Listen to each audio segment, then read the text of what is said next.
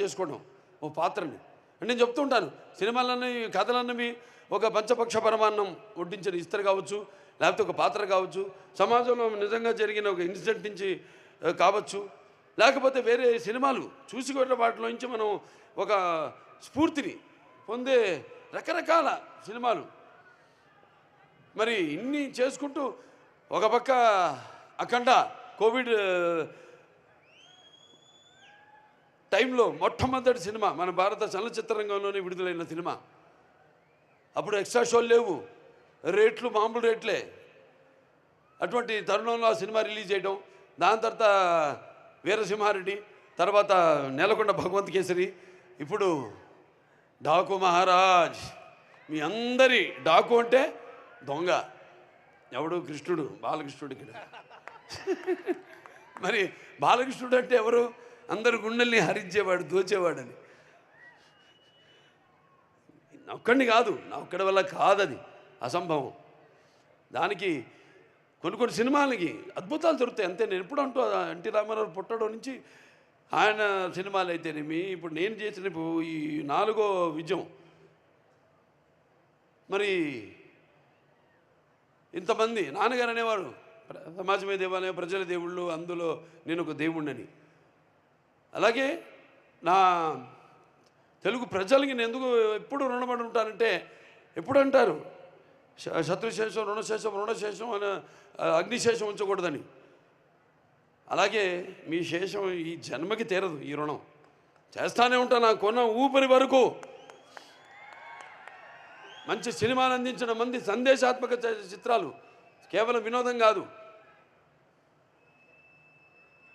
కళ్ళు మూసుకుంటే కనేది కళ, కళ్ళతో అభినయించేది కళ, అలాగే నిద్రపోతున్నప్పుడు కనేది కళ, నిద్రపోతున్న సమాజాన్ని మేల్కొల్పేది కళ. అన్ని రకాలుగా మంచి సందేశాలు ఇస్తూ ఇంకా వైవిధ్యమైన పాత్రలతో.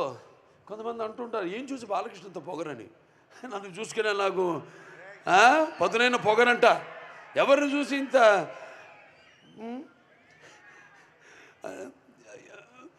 అంటే అన్నీ తెలుసా వీడికి అనుకుంటారు. నన్ను నేను తెలిసే కంటే గొప్ప విద్య లేదని ఒక సవాలుగా నిలబడతా. ఎవరు చూసుకుని అంత ధైర్యం అంటారు. నాలో ఉన్న నాలో ఉన్న వ్యక్తిత్వాన్ని చూసి మరి ఆ ధైర్యం అక్కడి నుంచే. నాలో ఉన్న వ్యక్తిత్వం అంటే ఒక పట్టుదల, కేవలం సినిమాలే కాదు, ఒక జీవితాన్ని కూడా ఏమిటో ఒక అర్థం చేసుకోవాలనే ఇంకొక తపన.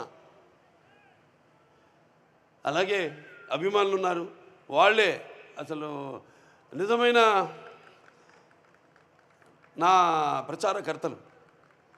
నేను ఎప్పుడు పట్టించుకోను సినిమాలు కలెక్షన్స్ గురించి కానీ, రన్ గురించి కానీ, వేట్ల గురించి నేను ఎక్కువ పట్టించుకోను. కానీ వాళ్ళకు తెలుసు నా రికార్డ్స్ అన్నీ ఒరిజినల్ అని, నా కలెక్షన్స్ అన్నీ ఒరిజినల్ అని, నా అవార్డ్స్ అన్నీ ఒరిజినల్ అని, నా రివార్డ్స్ అన్నీ ఒరిజినల్ అని.